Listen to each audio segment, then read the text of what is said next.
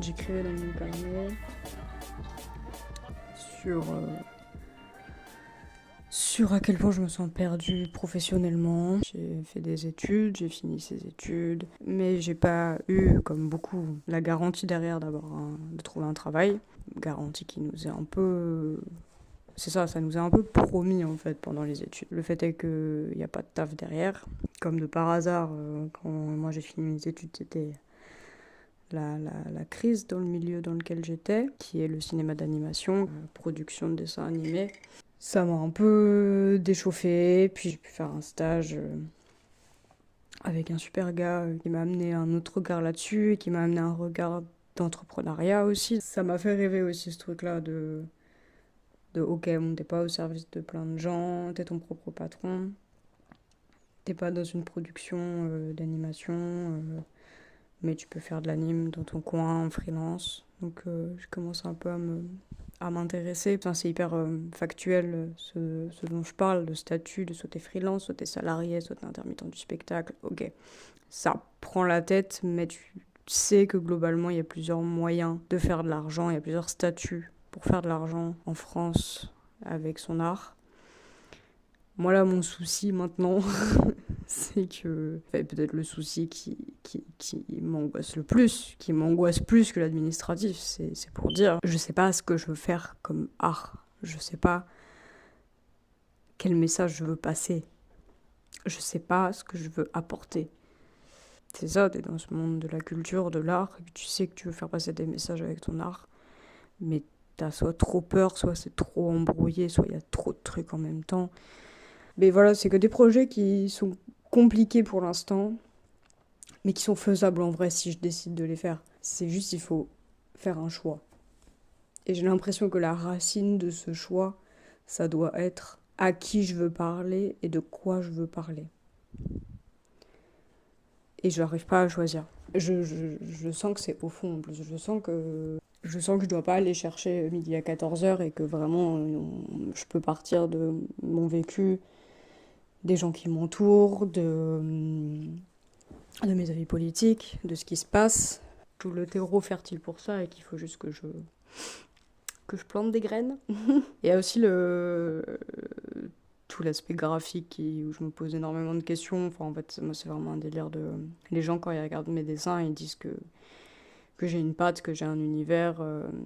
Et je pense ça, moi aussi, de mes amis et collaborateurs et toute autre personne que je suis sur les réseaux. Mais je le pense pas pour moi. Moi, vraiment... Je pense qu'on a tous expérimenté vraiment ce truc de on te fait un compliment, mais même le plus beau compliment, genre vraiment pour moi ça c'est l'un des plus beaux compliments de t'as une patte, on reconnaît ce que tu fais, c'est vraiment un truc qui me touche de ouf. Et on te fait ce compliment et tu n'y crois pas. En fond de toi, t'y crois pas. Pour moi, à chaque fois que je prends un crayon, je dessine un truc différent. En fait, je sais pas par où je dois commencer, si je dois intellectualiser le truc et savoir de quoi je veux parler, et du coup, quel message je veux véhiculer. Et donc, en sachant ça, ça m'amènera vers des sujets où est-ce que j'intellectualise rien, genre vraiment à mes limites, je débranche mon cerveau et je laisse ma main dessiner à ma place et on voit ce que ça donne. Globalement, quand on est créatif, souvent le pire ennemi de la création, de l'inspiration, c'est vraiment d'intellectualiser. En tout cas, moi, c'est l'expérience que j'en ai. En fait, c'est ça, je suis fière de produire, je suis fière de faire des trucs. Ça, il n'y a pas de galère avec ça, je suis hyper fière de faire. Mais je suis pas fière de à quoi ça ressemble. Mais je suis fière de faire. C'est une première étape déjà de faire des choses. Mais ouais, et tout ce baragouinage là, parce que en fait, hier, je suis retombée sur tout un tas de dessins, des vieux dessins. Je vais chercher d'ailleurs un dessin. Peut-être probablement le premier dessin que j'ai fait, qui est daté de 2006. J'avais donc 4 ans. Ça a l'air d'être des sortes de souris, chats, avec un espèce de soleil qui est très poilu. Et en fait, j'ai regardé ça, j'avais envie de chialer, quoi. J'en avais rien à branler de savoir dessiner, j'en avais rien à branler des couleurs que je choisissais, de ce que j'allais dessiner, de quoi que ce soit. C'est un âge, tu n'as même pas conscience de qui t'es, de le monde, de c'est quoi dessiner. C'est limite mystique à mes yeux, vraiment, ce truc-là. J'envie la liberté que j'avais là. Ça veut dire que la réponse à mon dilemme, c'est d'arrêter d'intellectualiser, de juste faire comme si j'avais 4 ans et prendre un putain de crayon et dessiner sans réfléchir. Et on va commencer par accrocher ce dessin au-dessus de mon bureau, parce que je crois que c'est ça mon objectif en vrai. Et guérir mon enfant intérieur finalement. Mon enfant intérieur a envie de prendre des crayolas et de dessiner des espèces de souris infâmes. Voilà.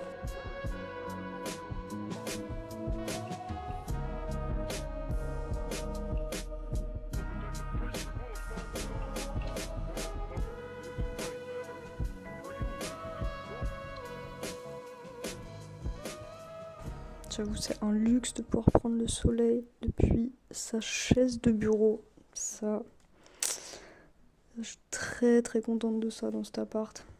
Petit soleil de carrément, on me voit pas à la caméra.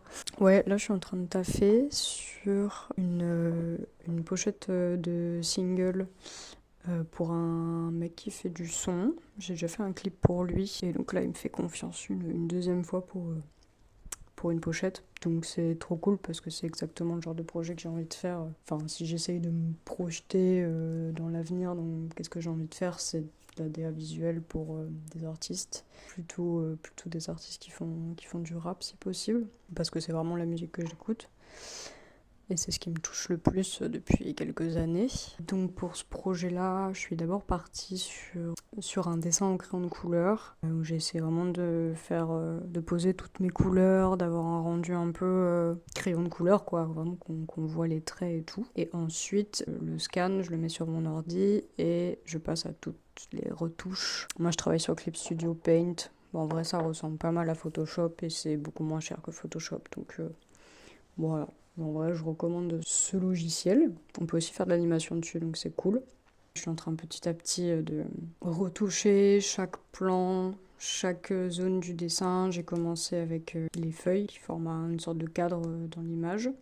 J'en profite aussi pour retoucher des petits endroits où je trouve que la forme n'est pas parfaite, j'enlève des éléments qui sont un peu superflus et tout. Enfin, vraiment, je viens vraiment remodeler mon image sur l'ordi. Donc, ce qui est un peu compliqué, c'est de retoucher chaque zone pour qu'elle soit mise en valeur, que la luminosité soit au bon endroit, tout en essayant de garder quand même la part du travail que j'ai fait en tradi. Ouais, j'ai hâte de finir ce projet. J'ai toujours hâte de finir des projets vraiment à la... Quasiment dès que je me mets sur un projet, j'ai hâte de le finir pour passer à la suite. Genre vraiment, je suis pas du genre à savourer le moment où t'es dans le projet. Genre vraiment, je pense déjà au prochain tout de suite et donc je profite pas et des fois ça fait que je bâcle un peu les projets. Là évidemment, on parle d'un projet client où je suis rémunérée donc je vais évidemment pas le bâcler. J'ai l'impression de jamais me satisfaire de ce que je suis en train de faire et de me projeter toujours dans le prochain projet que je ferai, il sera mieux, il sera plus détaillé comme si. Des trucs que j'aimerais améliorer, autant les améliorer, autant essayer de le faire dans le projet dans lequel je suis et arrêter de se projeter dans « Ah, quand je ferai ça plus tard, je m'améliorerai là-dessus ». Non, améliore-toi maintenant. Ça va, au moins je remarque cette tendance-là et j'essaye de moins rusher les projets. J'essaie de prendre mon temps, de pas trop m'épuiser. Là, j'ai la chance aussi d'être sur un projet qui a pas une deadline précise, donc j'ai pas à me dépêcher. Donc vraiment, ça me permet de travailler zone par zone mon image, prendre souvent du recul dessus, laisser quelques jours passer. Ça, c'est vraiment cool. C'est vraiment un luxe d'avoir un projet comme ça où tu peux prendre ton temps pour réfléchir et pour changer d'avis. Mais voilà. Que dire d'autre? Je vais prendre le soleil un peu.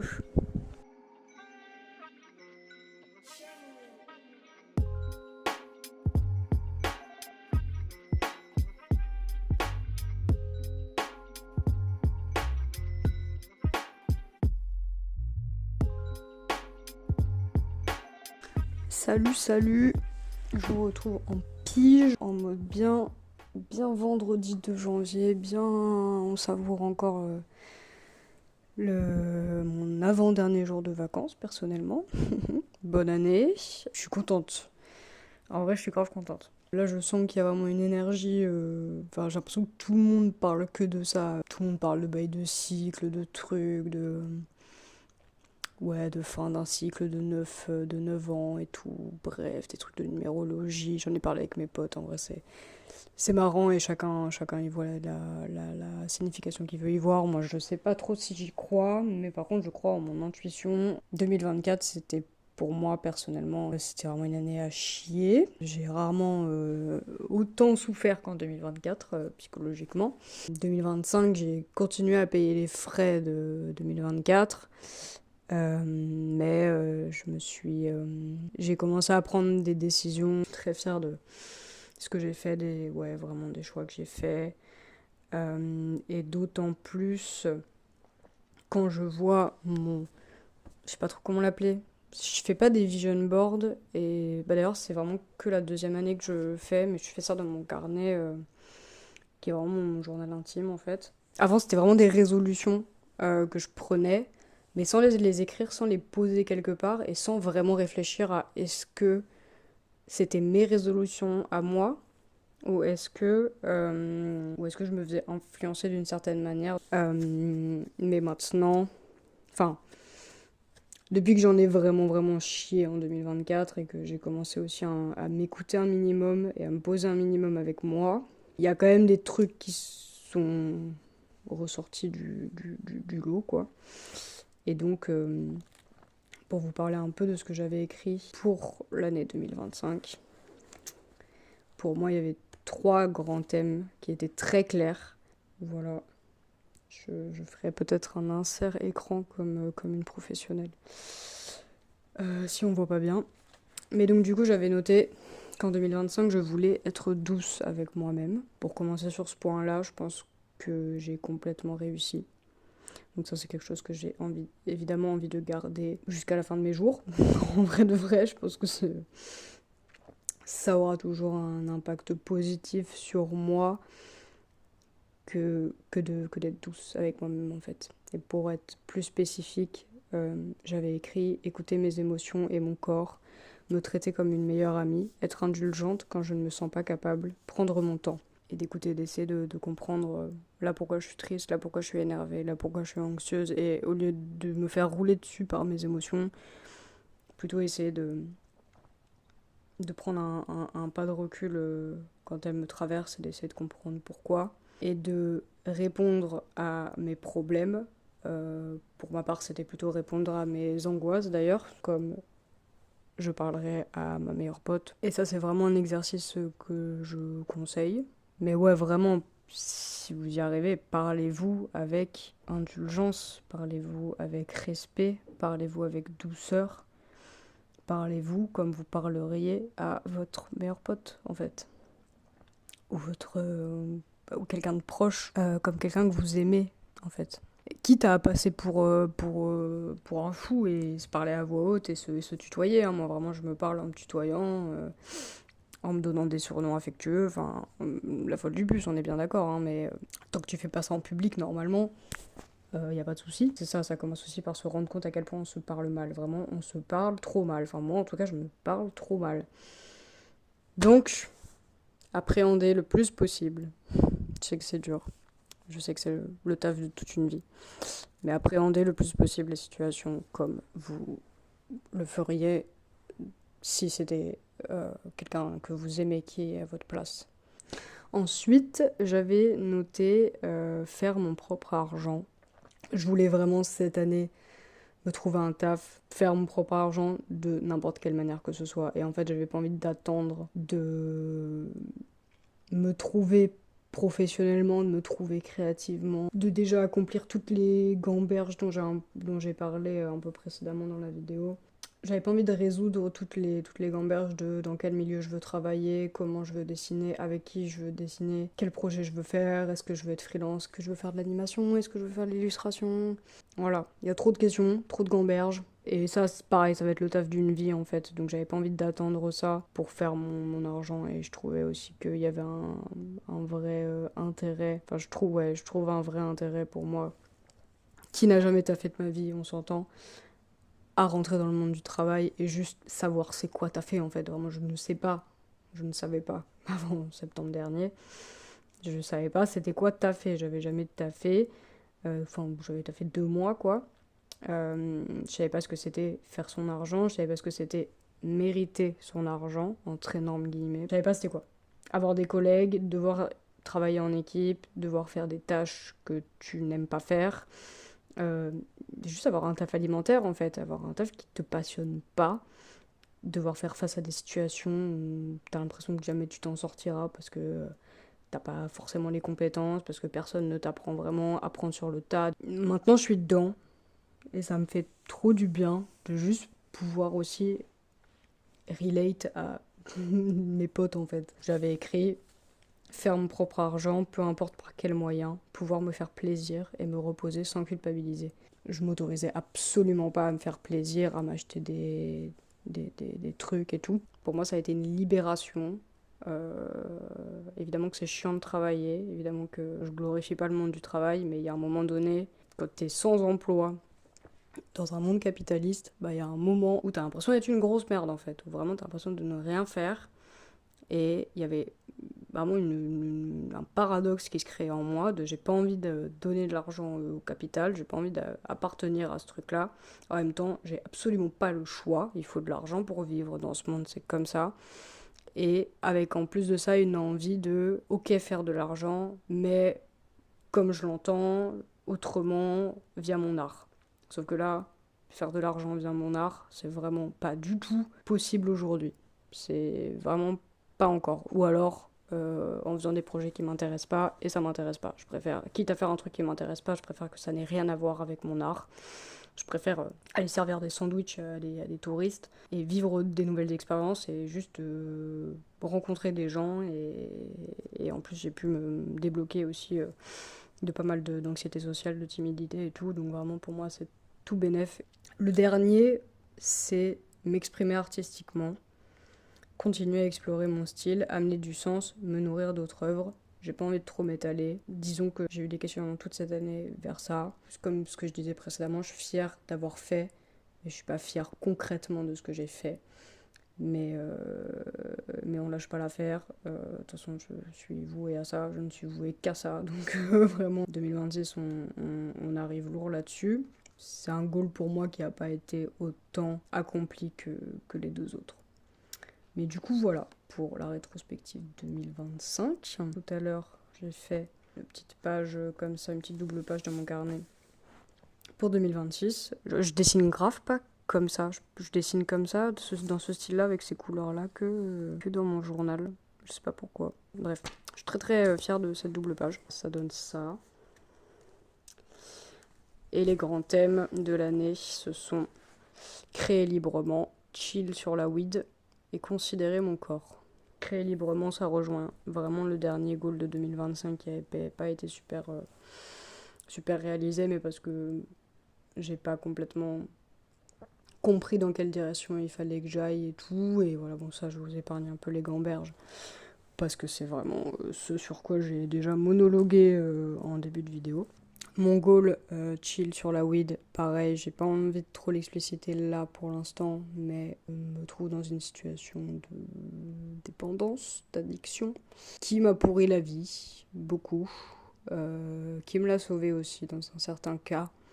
Je pense que j'en parlerai plus dans une autre vidéo, si je fais effectivement d'autres vidéos. J'ai pas encore suffisamment de recul pour vraiment savoir si je suis tirée d'affaire ou pas, mais je suis fière de moi aussi là-dessus. Mon dernier goal, c'est considérer mon corps, parce que je fais très gaffe à ce qui se passe dans ma tête, c'est cool et on continue. Mais je mets un peu sur le tech mon corps, tout ce qui est santé physique et tout. Donc voilà, juste quelques petites résolutions, de bouger, d'essayer de manger un peu mieux, d'aller faire plus régulièrement des contrôles médicaux et tout. Voilà, juste de s'y intéresser. Parce que je m'y intéresse pas trop. Parce que quand on est jeune et en bonne santé, on se croit un peu invincible. Même si ça se contrôle pas et que même si on fait du sport et qu'on mange bien et qu'on va régulièrement chez le médecin, on peut quand même tomber malade, évidemment. Mais là, je suis en train de pas du tout mettre toutes mes chances de mon côté, donc on va essayer de mettre toutes les chances de mon côté. Voilà pour mes petites résolutions de 2026. Je trouve que ça n'a aucun sens de dire ça, parce que c'est la première fois que je le dis, mais si jamais vous voulez écrire dans les commentaires vos petites résolutions. Ça m'intéresse de fou. Si jamais mes copains, je vous ai montré cette vidéo, écrivez dans les commentaires c'est quoi vos résolutions. En vrai, ça m'intéresse premier degré. Et c'est cool de juste se poser la question. C'est pas obligé d'avoir des résolutions et de se dire je vais m'y tenir, il faut absolument d'en faire un objectif de vie, de faire un truc avec un compte à rebours, de ok, j'ai vraiment un an pour faire ça et tout. Et c'est pas obligé d'être des objectifs hyper concrets. Moi là en vrai, le seul objectif concret que j'avais en 2025 c'était trouver un taf. Et là mon seul objectif concret de 2026 c'est genre aller chez le médecin. Ça c'est sûr que c'est des trucs que je vais faire. Mais c'est pas obligé d'être des objectifs hyper concrets, des voies dans lesquelles vous voulez aller ou continuer à avancer. Garder des habitudes que vous aimez chez vous ou essayer d'en instaurer d'autres qui vous donnent envie. Mais voilà, je trouve que moi le mot résolution il m'a fait souvent peur alors qu'en vrai j'arrivais quand même à passer l'année sans me dire que j'ai des résolutions mais parce qu'elles étaient là. Et des fois c'est cool de les conscientiser, des fois tu sais déjà où est-ce que tu veux aller, tu sais déjà les choses que tu veux continuer, les choses que tu veux améliorer, les choses que tu veux arrêter. Et des fois, de juste les écrire sur un bout de papier, mais des fois, ça fait du bien de juste poser les mots dessus et d'être un peu plus conscient de vraiment ce que tu as envie pour cette année-là. Bonne année.